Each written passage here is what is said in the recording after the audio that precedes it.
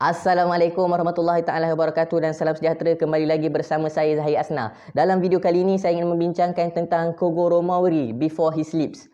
Saya bukan nak menerangkan tentang apa yang dia buat sebelum dia tidur, contohnya basuh kaki ke, basuh muka ke, berus gigi ke, tak. Tapi dalam video kali ini saya ingin membincangkan tentang The Kogoro Maori sebelum dia mendapat gelaran The Sleeping Kogoro.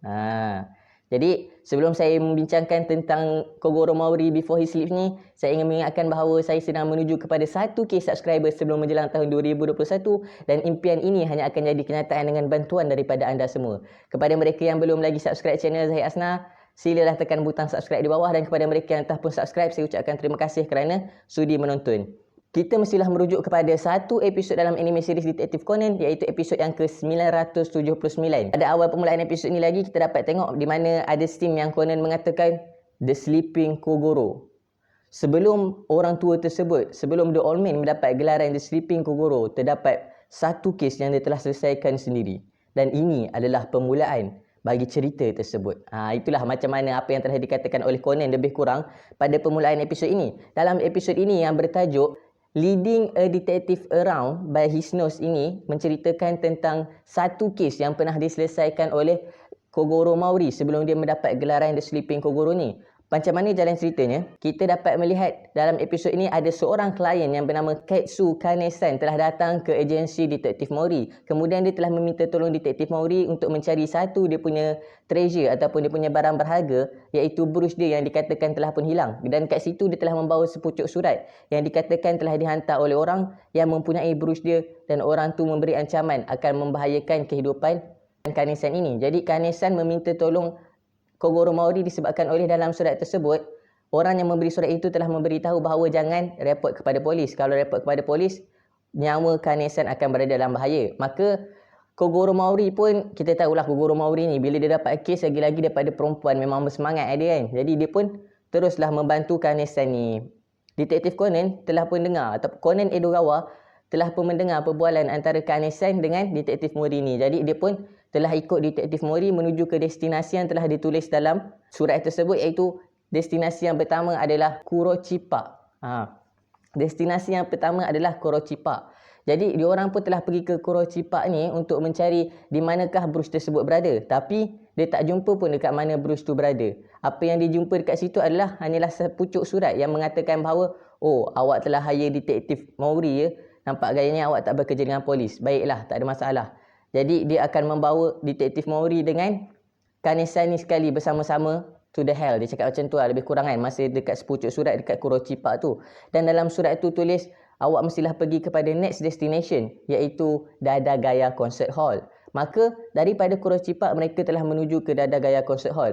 Dalam perjalanan menuju ke Dada Gaya Concert Hall ni, kita dapat lihat ada macam satu watak yang dia hitamkan dan yang misteri tu sentiasa perhatikan Kogoro Maori dengan si Kane-san ni lah kan. Maka mereka pun menujulah ke Dada Gaya Concert Hall. Dalam perjalanan ke Dada Gaya Concert Hall ini, ada satu kereta yang bawa laju hampir-hampir melanggar Kane-san ni. Kemudian Detektif Maori telah pun menyelamatkan Kane-san yang dapat kita lihat pada minit yang ke-6 minit 10 saat.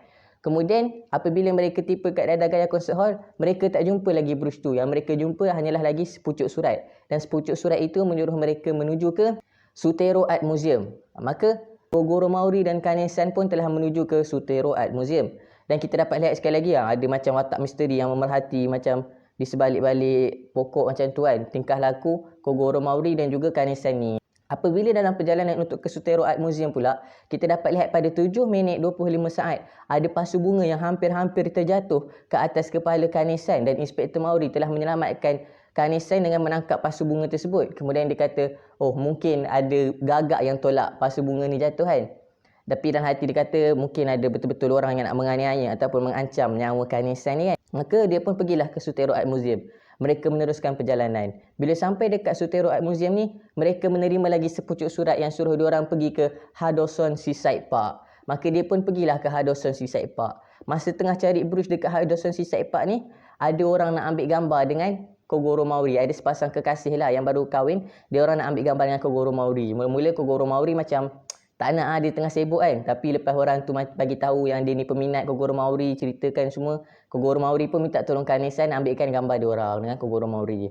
Kemudian mereka pun samalah cari Bruce. Masa tengah cari Bruce tu, ada satu bola golf melayang. Hampir-hampir bola golf tu melayang kena Carnation. Kemudian Kogoro Mauri telah tahan macam tu. Dia tahan dengan tangan dia kan. Kita dapat lihat yang ni pada minit ke-9 minit 25 saat. Bila dia tahan tu, Carnation pun tanya dia kan, kenapa? Dia kata tak ada apa-apa, tak ada apa-apa. Dia pun teruskanlah mencari dan mereka telah menjumpa sepucuk surat. Masa inilah dia perasan di sebalik pokok tu ada bayang-bayang orang yang ikut dia. Kemudian Kogoro Mauri pun kata, "Cis, that brat." Macam tu BRAT kan, budak tu kan macam tu. Rupa-rupanya yang mengekori mereka ni adalah Conan Edogawa. Jadi Kogoro Mauri pun tanya lah dia, apa hal dia asyik ikut je Kogoro Mauri ni ke mana-mana kan. Kemudian Kogoro Mauri pun telah bawa dia naik kereta sama-sama dengan Kogoro Mauri. Sebab dekat Hadoson Seaside Park ni dia orang dapat sepucuk surat yang suruh dia orang pergi ke Heibanzuku Church. Ke Heizenbuku Church. Macam tu nama dia lebih kurang kan. Kemudian dia pun dah bawa Conan naik kereta sekali dengan dia bawa pergi makan. Jadi Conan tanya apa pendapat uncle tentang kes ni kan. Dia pun bagi tahulah dekat Conan yang sebenarnya bila dia pergi tempat-tempat tadi dia teringat ada satu kes yang dia pernah selesaikan dulu yang melibatkan tentang seorang yang bernama Nagakura Ryoji, yang mana dia telah pun menangkap orang tersebut. Orang tu telah melakukan pembunuhan dan dia buat deduction, dan semua deduction Kogoro Mauri buat ni semua betul. Dan orang tu pun mengaku bersalah, maka dia telah ditangkap. Tapi selepas orang tu ditangkap, sebelum sempat dibicarakan, orang tu telah membunuh diri dalam penjara. Maka orang tu matilah bunuh diri kan. Dia cerita kat Conan. Conan pun macam, wah, uncle pernah selesaikan kes macam tu lah. Sebab Conan tahu lah sebelum ni dia Sleeping Kogoro tu semua kes yang dia selesaikan. Kali ni betul-betul kes yang Kogoro Mauri sendiri selesaikan. Dia pun macam teruja kan. Kemudian dia pun hantar Conan balik dekat detective agency lah, dekat rumah dia. Dan dia pun sambunglah perjalanan pergi ke church tadi dengan Kane-san. Maka dari situ Conan macam dapat hint. Dia pun pergi balik tempat-tempat tadi. Kemudian dia cari petunjuk. Dan masa dalam perjalanan nak pergi ke church tu, dia tanya Kane-san apa pendapat Kane-san tentang kes ni kan. Lepas tu dia kata, Kane-san tak tahu. Kane-san pun tanyalah apa pendapat dia semua kan. Dia kata dia tak tahu. Lepas tu Kane-san kata takkan seorang great detective pun tak tahu. Dia kata dia minta maaf. Kalau benda yang dia tak tahu, dia tak boleh nak tahu. Macam tu lah kan. Kemudian dia pun pergilah dekat church tu. Bila sampai dekat church tu, dia dapat satu surat lagi yang menunjukkan koordinat lah ataupun menunjukkan location untuk dia pergi. Kemudian dia pun pergi kat location tu dan dia dapati location tu adalah tempat kubur Nagakura Ryoji yang telah pun mati terbunuh. Rupa-rupanya masa dia tengah dalam perjalanan tu, Conan pun selesaikan misteri ni.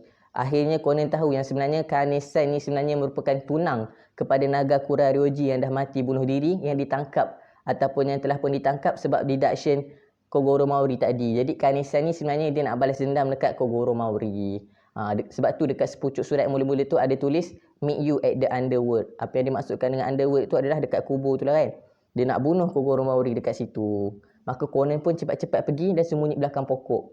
Bila dia sembunyi belakang pokok tu, dia sampai-sampai tu dia dengar Kogoro Mauri telah pun menyelesaikan kes tu lah. Kogoro Mauri dah bagi tahu dah dekat Kane-san yang sebenarnya dia tahu yang Kane-san yang suruh dia datang sini sebabnya Kane-san ni nak balas dendam dekat dia atas kematian tunang dia. Maka Kane-san pun tanya dia, kau tak nak tidur ke macam tu kan? Selama ni kau tidur bila selesaikan kes kan? Lepas tu Kogoro Mauri kata, salah tu dia kata. Masa dia selesaikan kes Nagakura Ryoji ni, dia tak tidur pun. Lepas tu Kane-san tu pun marah buat keluar pisau nak tikam dia. Dia pun nak elak. Dia undur, kepala dia terlanggar pokok. Lepas tu dia pun pengsan. Kira macam tidur juga dia kan. Lepas tu Kane-san pun kata dah agak memang dia akan tidur kan. Bila dia dah tertidur tu, Conan pun terpaksa lah ambil alih. Sebelum tu Conan dah kata nampak gayanya dia tak perlu buat lah kemunculan ataupun appearance. Tapi memandangkan dia dah pengsan, Conan lah ambil alih bercakap. Melalui bowtie voice changer yang telah dihasilkan oleh Profesor Agasa tu. Maka dia pun cakaplah dengan perempuan tu. Dia tanya kenapa perempuan tu nak bunuh dia selepas 2 tahun dah kejadian ni berlaku. Jadi perempuan tu pun bagi tahu lah semua kan. Lepas tu dia tanya, kalau betul nak bunuh, kenapa baru nak bunuh hari ni kan? Conan tanya. Tak dengar suara Kogoro Mauri lah, Conan tanya. Kemudian perempuan tu kata dia nak bunuh selama ni tapi mak dia hidup lagi sampai 2 minggu lepas. Kalau dia bunuh nanti, mak dia akan sedih. Lepas tu Conan macam pressure dia lah. Conan kata kalau betul-betul dia nak buat, dia tak kisah siapa sedih. Benda yang nak buat, dia akan buat juga kan. Dengan pisau tu Kane-san terus tikam. Pergi kat Kogoro Mauri, dia terus tikam. Tapi yang dia tikam hanyalah pokok saja. Dia tak tikam pun Kogoro Mauri. Sebab dia kata sepanjang journey dia, sepanjang perjalanan nak sampai ke kubur Nagakura Ryoji tu, dia telah melihat the unhated face of the man I hate. Maknanya muka yang tak boleh dibenci, muka yang tidak dibenci oleh seorang lelaki yang dibenci. Faham tak? Unhated face ni maknanya muka yang tak dibenci lah. Dia dah tengok macam mana Mori selamatkan dia daripada kereta, macam mana pasu bunga nak jatuh atas dia, Mori selamatkan. Macam mana Mori selamatkan dia daripada bola golf. Macam mana Mori ni seorang yang baik, bila orang nak ambil gambar, dia ambil gambar sama-sama. Lepas tu dia mengaku kelemahannya. Bila Kane tanya dia kata benda yang dia tak tahu, dia tak boleh tahu kan. Jadi Kane-san kata dia dah tak sampai hati dah nak bunuh Kogoro Maori, dan tak ada orang pun yang akan sampai hati untuk bunuh dia. Dia minta maaf. Lepas tu dia pun belah. Lepas tu kat penghujung episod ni, bila Mori sedar, dia pun mana perempuan tadi? Mana perempuan tadi kan? Conan pun keluar. Dia kata, Conan kan. Dia kata kat Conan, kau ni asyik ikut aku pergi mana-mana. Lepas tu Conan kata, perempuan tu dah pergi dah. Perempuan tu ucap terima kasih. Lepas tu Conan pun puji dia. Conan kata, hebat Uncle Maori ni. Sebab Uncle dapat selesaikan a crime, jenayah, sebelum jenayah tu berlaku. Lepas tu dapat halang pula jenayah tu daripada berlaku. Ya, Conan selalu selesaikan kes kan lepas kes dah berlaku. Ni dia berjaya selesaikan kes sebelum orang tu bunuh dia. Lepas tu dia dapat halang pula daripada pembunuhan tu berlaku. Lepas tu dia pun macam dia belagak-belagak dia macam tu kan. Kan dia dah kata dia lah a great detective. Jadi inilah cerita tentang kes yang telah diselesaikan oleh Kogoro Maori sebelum dia mendapat gelaran The Sleeping Kogoro. Terima kasih kepada yang sudi menonton. Jika ada sebarang kekurangan, saya minta maaf. Kalau ada info menarik, boleh komen di bawah. Dan insyaAllah, apabila telah mencapai 1k subscriber nanti, macam yang telah dijanjikan, kita akan mula membincangkan tentang The Black Organisation. So, terima kasih guys. Kepada yang belum subscribe, jangan lupa untuk tekan butang subscribe. Kepada yang dah subscribe, terima kasih. InsyaAllah, see you in next video.